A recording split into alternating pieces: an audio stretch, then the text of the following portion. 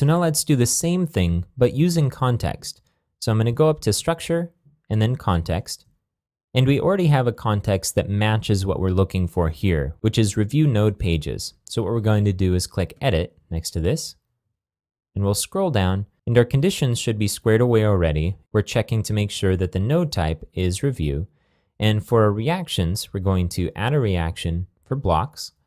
And just like we did before, we're going to add a block to the region that we want to display this in. So this is View, Product Related to Review, and we'll check this. And then we'll click Add next to Sidebar Second, and then we'll scroll down and click Save.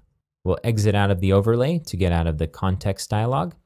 And you see we have one block in the sidebar, even though we've enabled it both in our blocks configuration page and in context. So even though we have it enabled in both places, it only displays once. So there's a bit of intelligence going on there. But for now, let's disable this in the blocks configuration page. So I'm going to Structure and then Blocks, and then I'm going to scroll down to our view here, and we're going to select None for the region, and I'll scroll down and click Save Blocks, and then exit out of the overlay.